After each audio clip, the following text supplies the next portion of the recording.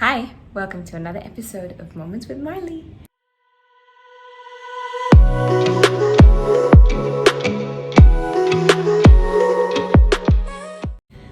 I want to tell you a story.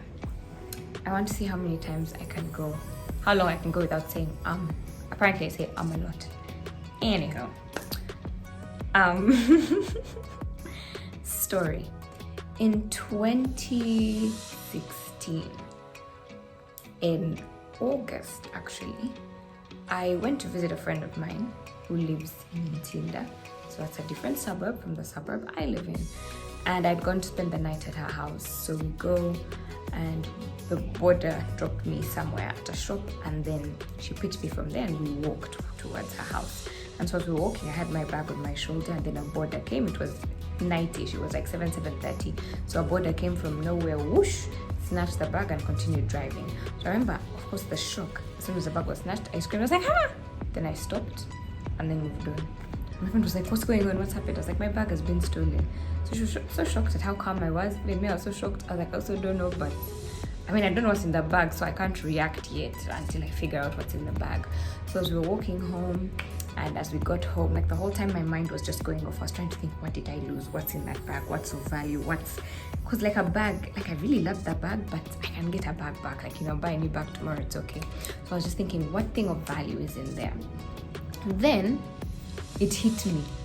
My passport was in there. I think I was withdrawing money. My mom had sent me money through Western Union, and I needed an ID, original ID, to take it out.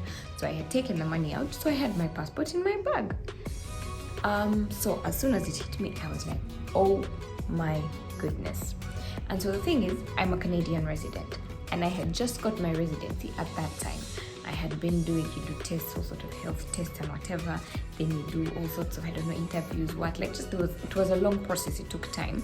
And so finally I was granted residency, they gave it to me. And so residency comes really like a visa. It's just a sticker in your passport, one of your passport pages. So I just received it. I had my sticker. I hadn't yet even got the opportunity to travel to Canada. And I was like, wow, what am I going to tell my mother? How do I explain it to her? Where do I even start? And so I sat and I said, God, I don't know if you can do this thing. At that time, I wasn't very strong in the faith. I wasn't a frequent churchgoer, although I had discovered worship harvest and gone a few times. But I wasn't a regular churchgoer. I wasn't strong in the faith. So I was just like, Then I said, you know what, God, I believe you can do it. They say you can do mighty things. I don't think that there's anything bad about, getting the passport back. Like, as far as my knowledge of you goes, I don't see why you would withhold me getting back my passport. And because I genuinely had no way out, no other way out, there was nothing I could do, and I could not tell my mother I lost my passport. I was like, I can't do it. So I said, you know what, God, I put this in your hands. I need to get my passport back. I believe I'm going to get it back. I'm going to pray. I will receive it. Amen. And I moved on. So that day ends. We go to sleep. Then wake up the next morning. And I get a random call. So I go to the bathroom. My friend and I were traveling that day. I had a speaking gig somewhere in some school, like in Ogamitiana, or like some other district. So we're traveling. So it was early in the morning, 8 maybe. We were in the shower, so I showered, I came back to the room, then she was in the shower. So while she was in the shower, I got a call from a random number. So I pick up the call, I'm like, hello, how are you, who is this, blah, blah, blah. And so they're like, hi, I'm looking for so-and-so. And so they said my full name. I'm like, that is she. Then they said, I have your passport here. I'm in Ntinda, somewhere around UNEB. And I picked a passport, and I just thought you would probably want to know that there's a passport in this name. I'm like, oh, wow. I was in so much shock. I was like, God, wow, as in you work so quickly. I thought it was going to take like a month, 2 months or whatever. Then one day, I didn't even know how it was going to come, but I thought it would take a while. So I was like, oh my God. So I got in touch with the guy. I said, all right, let's see. Is this your number? Can I get in touch with you shortly? Let me see how to get you. And he said, okay. So he told me where he was. So I went to my friend. She was in the bathroom. I had to make a hurry. She came out. We dressed up. We go to the to find him where he was around UNEB. He had my passport, everything. I was like, wow. So I asked him how. He got my contact, and he said he found a business card in the bag. And I remember I had just made business cards. I just felt like, how can I just be there without a business card? Whatever, let me get something made. And so at that moment, I had actually just made business cards. And so he saw that in the bag, and that's what he used to call. He didn't know he was calling me, he was just calling the name on the business card. Yeah. And so I got my passport back. And so the thing is that at that time, I truthfully didn't know if God would do it. I suspected he would. I hoped he would, but I wasn't sure. Like, I didn't do it with like 100%. Like, oh my God, I was just like, I don't know if it's something he can do, but I knew that I had no other options. I was like, God, I think you can do this. I believe you can do this. And I left it all to him. Like, I knew either way he would fix it and sort it out somehow. And guess what? He did. So I didn't know if God would do it, but I was willing to dare and believe him. I was willing to dare and believe that he would, believe that he could. And he did. And then, so recently in the Bible, I was reading, I came across something, Matthew chapter 19, verse 26, which says, "But Jesus looked at them and said to them, with men this is impossible, but with God all things are possible." And when I read that scripture, I was reminded of that story. I had forgotten it by that time. Then I read it and I was like, oh my God, all things are possible. Like, all means all. With God, all things are possible. That they would steal your passport, that you've just received, new papers and a new stamp and a new sticker in, that you really, really, really need for something, and you just speak a word and God will make it done so that you don't have to go through the process again. Because the thing is, I could have gone through the process again. It's not that they were going to deny me or whatever. People lose passports all the time. But the process of getting it back and giving a guy 5K to say thank you for helping me get my passport, and the process of spending all that transport money and fees money and payment money and months of time to get it back, which is easier. I think this one is, the weightier option, the one that I would prefer. And so I dared to believe God, and then he did. And so he did. So it's just an encouragement to you all to dare to believe God, because won't he do it? He would do it.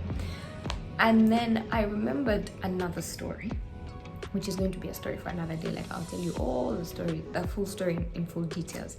Maybe that'll be my next story time. Maybe. I'm gonna see how I'm feeling, but yeah. One of the other things that God did for me, when I think about my life, I really see a God of possibilities. In my mind, there is absolutely nothing that God can't do. For as long as it concerns me, I know he'll do it. So last year, at the beginning of the year, I was dealing with some stuff in my heart. I was sort of in a bit of a mini heartbreak situation. Something happened. I'll really tell the story another day. But my heart was broken, sad, bitchy. I was like, oh my God. And so I cried. The first day, second day, third day. Then I was like, you know what? I'm tired of crying tears. One of the things that a lot of people do is that at the beginning of the year, you ask God to give you a word that's going to carry you through your year, that significant word that's going to define what the rest of the year is going to be for you. So at Worship Harvest, the church that I go to, one of the words that our pastor had told us is that it would be the year of speed and acceleration. So after I had cried a few days and dealt with this heartbreak thing and whatever, I remembered that word and I said, you know what? I'm going to believe God. I was like, I know God, typically this word ideally was given in the context of ministry, in the context of finances, in the context of things like that, the more common things. But no one actually said it like that, but that's usually the thing. Those are the things that people believe it's for first. So I said, me as me, I'm going to receive this word. And so that's what I did. And what ended up happening is I prayed and I said, okay, God, I don't know how far this word can go, this prophetic word of speed and acceleration, but I believe it for my heart. May there be speed and acceleration of healing. I don't want to cry tears anymore. That was a Saturday. I dealt with it on Saturday. I was still a bit shaken up, but I had started to feel better after I prayed. Sunday, Monday, 3 days, I kid you not. By Tuesday, I was okay. I'd moved on from the person. I was completely detached from everything. 3 days. 3 days like this.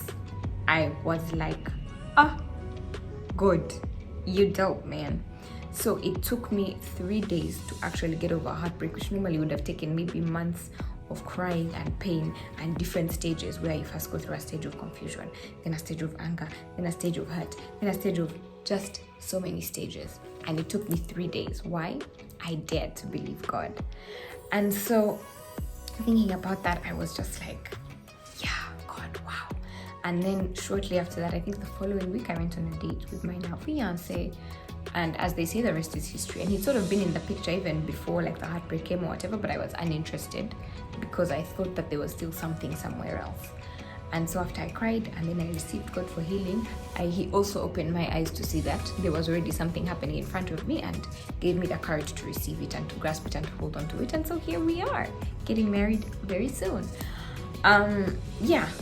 And so it's that I was just thinking about it and I was like, wow, this God that we serve, he really is a God of possibilities. Like there is really, really, really nothing that's impossible with God. One of the things for me this year in the area of just God of possibilities is he's given me the might and the strength to have shorter days. I used to be the type of person who, if I haven't got 8 hours of sleep, I'm going to be grouchy, I'm going to be unproductive or productive for a very short period of time and that kind of thing. Guys, I can't remember the last time I slept for 8 hours. Okay, it was on Women's Day. I needed to sleep, but that was the first time in a long time. I typically don't sleep 8-hour days anymore. My typical sleeping time is about 6 hours most days, and I don't feel, extremely exhausted. I don't walk around grouchy. I'm not like, oh my God, suffering, I can't do this anymore, somebody save me from my misery. Like he's really given me the might and the strength to do it and to keep going on, because I'm dealing with so much more now. Like I'm doing so many tasks, like work keeps increasing and growing. The things that I'm doing, even in ministry, my responsibilities are growing, and I'm, starting to take on a lot more in terms of just so many things, home responsibilities. Now also trying to plan for a wedding, and I don't know what. The things are many. So 8 hours of sleep really won't suffice for me to be able to get the things I need to have done in the time that I need to get them done. And so he's also just given me the grace and the strength to be able to have shorter days and still be productive and strong and jolly and happy. I look happy, don't I look happy? I don't look like I'm grouchy or sad or anything. I'm not.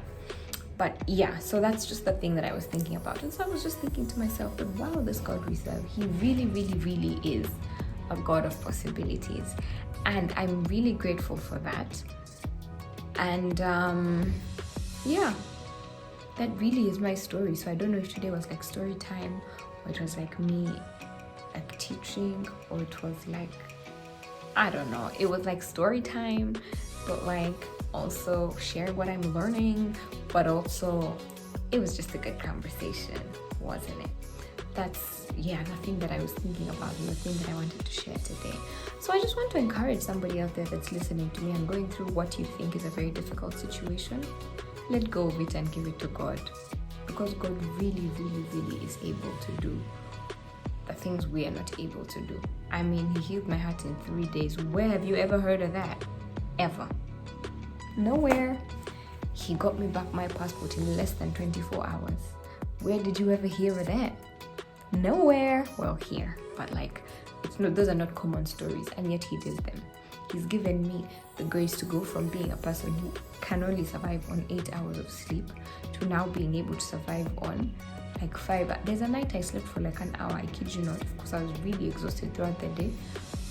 But I moved, like I was actually able to operate a little bit. I was just in bed by like 6 p.m. Also, I had to be up by like 5 in the morning, and then I chose to stay up till like 4 in the morning, so it was my fault. But yeah, I made it. I really, really made it. So just dare to believe God today. That's the thing that I want to share. Yeah, so I hope that my story has encouraged you. I hope that it's excited you. It's been interesting to hear, to learn, but also that it stirred up something in your heart, that you will know that the God I serve is a good God, and the God you serve, if you serve God, is a good God. And if you don't serve God, today would be a good day to start to first of all receive him as your Father, and then to start to serve him. Not that he's going to give you things based on your service to him, because at the time my passport came back, I really was not serving anywhere in any space, but that just, it's a joy. It's that if a person can do so much for you like that, why not do something back for them by just serving God? And you serve God by serving his people. God works through people, and so that's how it works. So I just want to say thank you for listening. Thank you for watching. Thank you for enjoying. Yeah, I've decided that you enjoyed it. You enjoyed it, didn't you? Yeah. I haven't done a YouTube video in so long, I forgot the things that they say. Please like this video. Don't forget to subscribe to my channel if you haven't yet. Share this video with someone if it blessed you, if you smiled a little bit or something stirred in your heart, or you just feel excited and energized by the message. Go ahead and share it with someone else that they too may receive this joy and this good story and this good lesson and this whatever you want to call it. All right, thank you for watching. Bye.